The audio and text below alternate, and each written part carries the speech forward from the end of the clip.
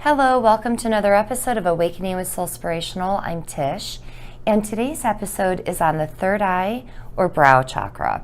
So if you've been watching the latest episodes, I've been going through a series of episodes talking about the chakra system, the 7 main chakras, starting at the base of the spine, the root chakra, and now we've worked our way up to the third eye or the brow chakra, which is also the 6th chakra. So if this is represented by the color indigo, it is also represented by the cosmos or by light. And just like the other ones, I'm going to give you some standard bullet points. There's only so much information I can give you in an episode, but I'm hoping to intrigue you or to get your curiosity up enough to do some research. Whether that's online or if you want to order a chakra book, there's so much information we can glean just by tapping into our own chakra system. And as we do and as we learn about them, we can see how they really affect one another. All right, so with that, I am going to talk about the positive and the negative archetype. Again, I like to do this because I feel like it could be a little nudge. And at different times in life, we may be on different sides, either one of the archetypes. It's just recognizing, wow, I'm in the positive state of this particular chakra, that feels good. Or maybe I've been spending more time in the negative archetype of this particular chakra, and that I can use that as the conscious awareness, the incentive to start getting back to my balance point of healthiness. So the positive archetype, I get this information from the Book of Chakras from Ambika Waters. I love the book. So the positive archetype of this would be the wise person or the elder. So somebody who has cultivated wisdom. When you are speaking with somebody who is wise, this is somebody who's learned from their personal experience, and they have used the information that they have gathered through their lifetime to help them on their path. And generally, they're helping others as well. When we think about the negative archetype, that would be the intellectual. So somebody who maybe they do a lot of reading of books, they're doing a lot of research, so it's more informational, it's more intellectualized than it is a true wisdom of something that they have experienced, something that they have processed themselves, real information instead of just the written word. So, and one of the things she says about here is their thinking tends to be dry, lifeless, and without energy. Because if we're just repeating what we're getting in books without actually experiencing something, to me, wisdom comes from experience. So it's putting what we've read into practice, for example. And that's where a lot of the different services that I have, I research, I learn, I put them into process for my own learning and healing journey. I learned from them. And, I adjust things to where they fit me and what is right for me to share with others. But it's putting that into action so I can gain the true wisdom from whatever it is that I've just read. That's just an example. I'm sure you can come up with things for yourself there. All right, so the different areas of the body that the third eye governs. So we can think about things like the pituitary gland, the pineal gland, the forehead, the temples, and I just love that these are temples within our consciousness. All right, the eyes, the ears, the nose, the lymphatic and endocrine system, and the neurological system, the brain as well, if I didn't say that. So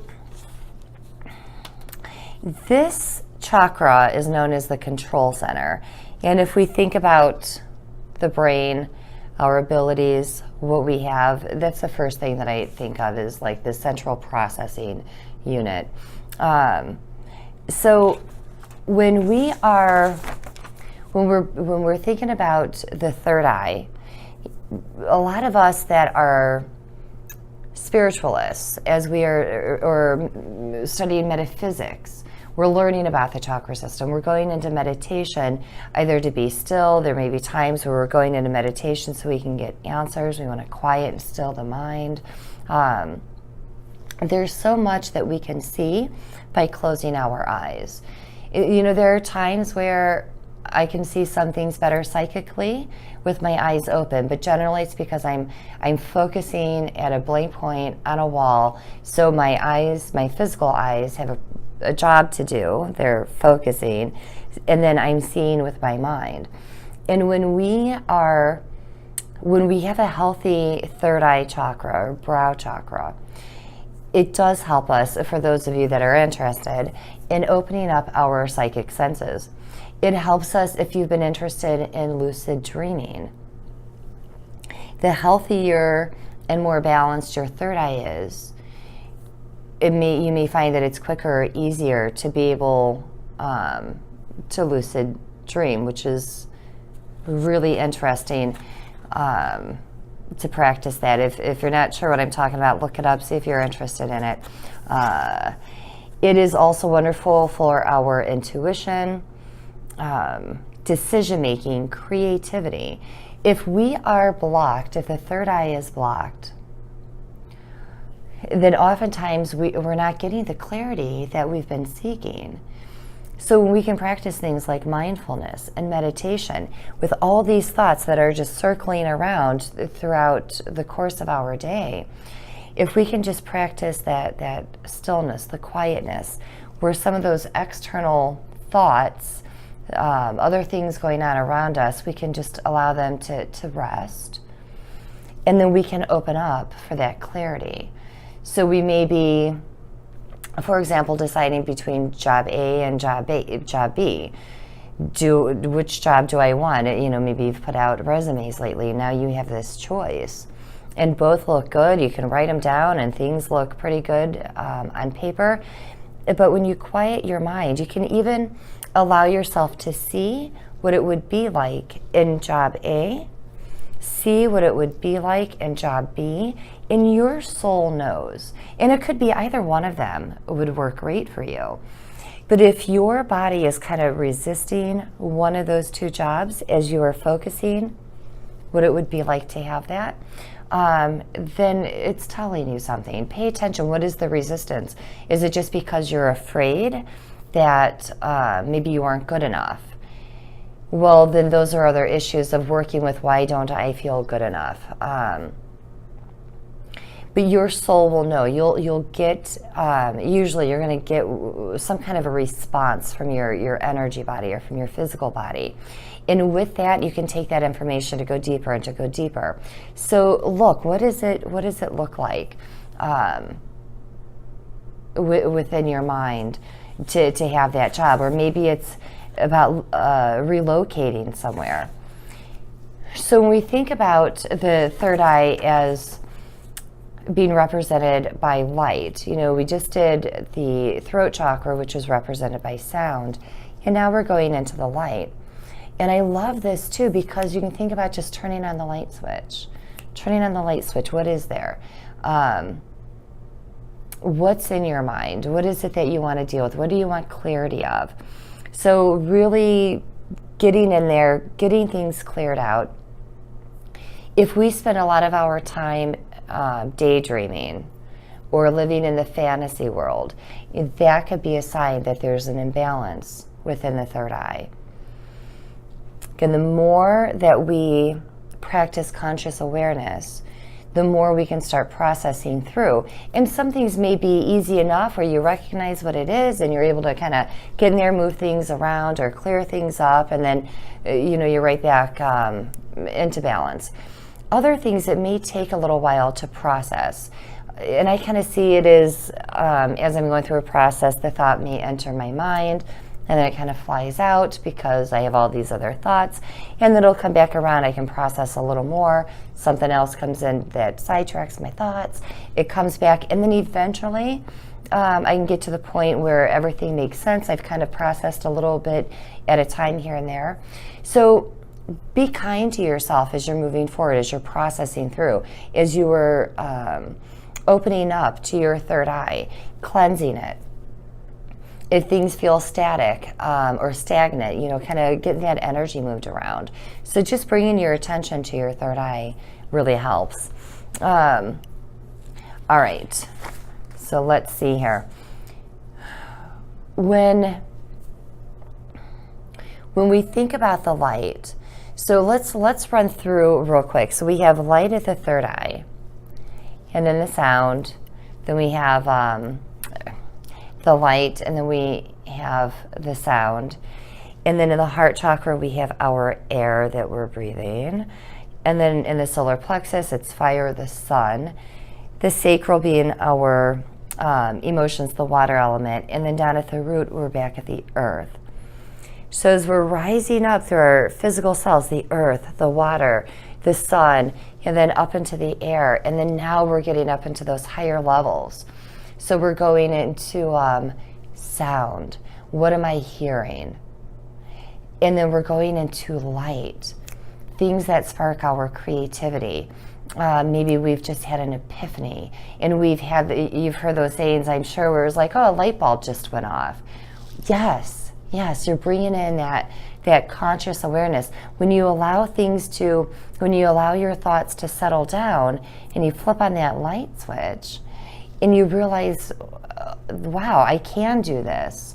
I can see my path more clearly, what's up ahead for me, and getting in there. So, you know, some of the things we can think about too with the third eye, if you have headaches, migraines, for example, that may be something where you have so much going on, you're under so much stress, you have all these thoughts,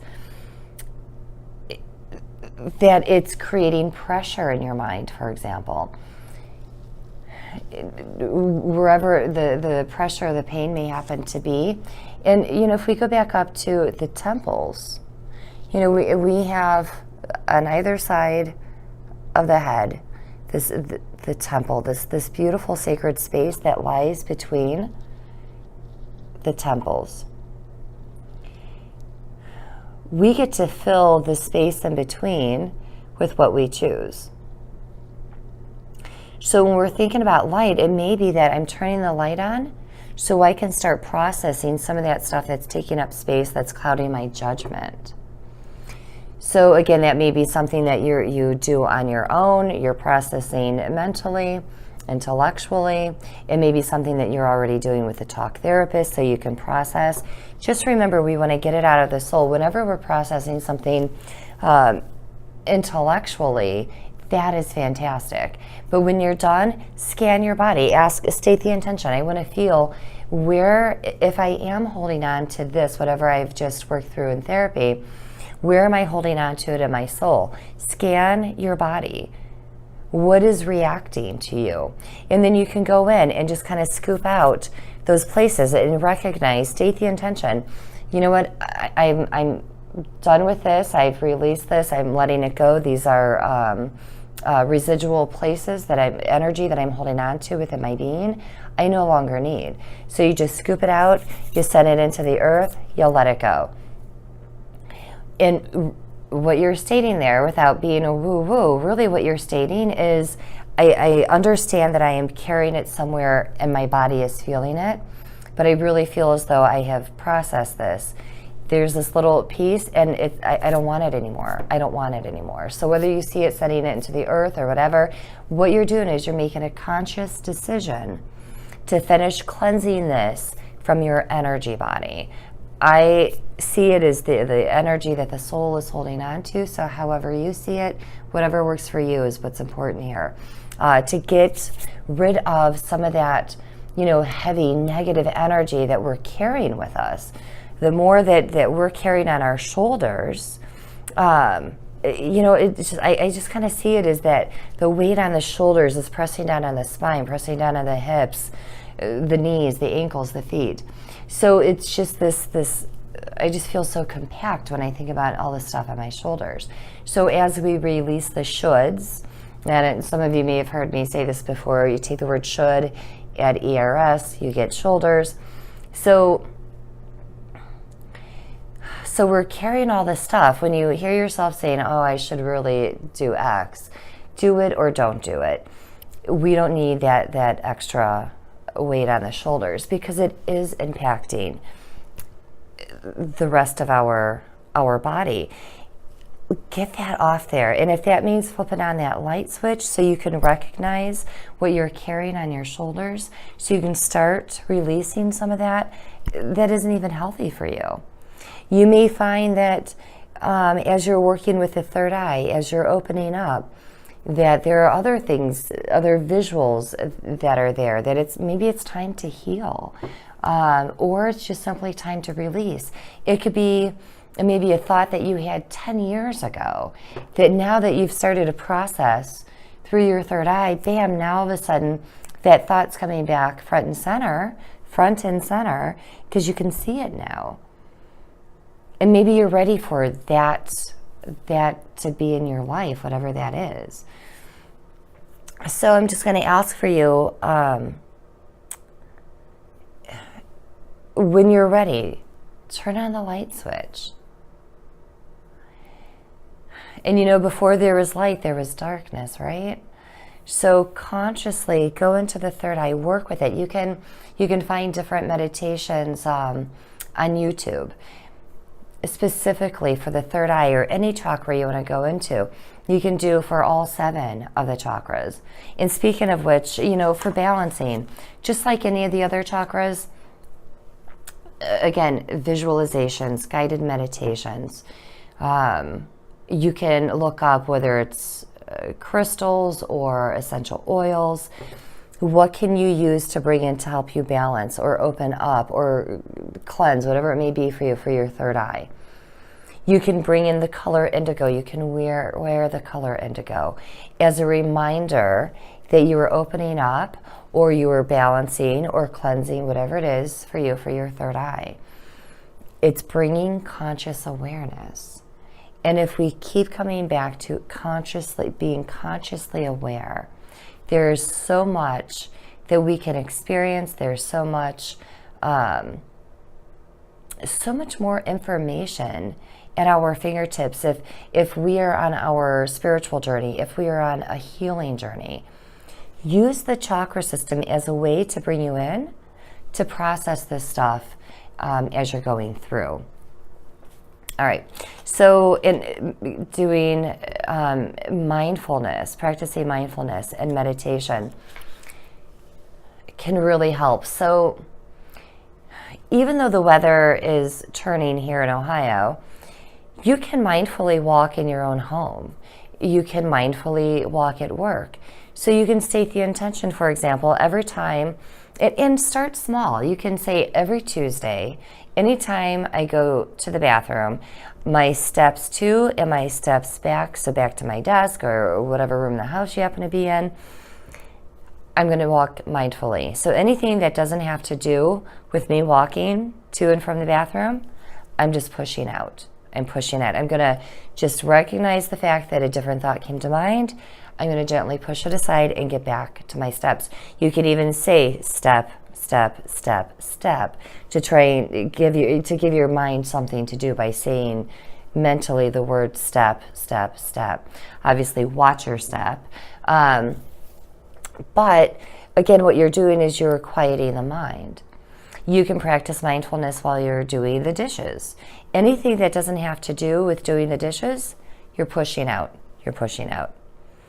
Practice mindful eating. And again, you can make it, every Wednesday night for dinner, we're going to practice mindful eating. And then maybe you can build up to, maybe it's breakfast and dinner every Wednesday. Maybe you do Monday, Wednesday, Friday.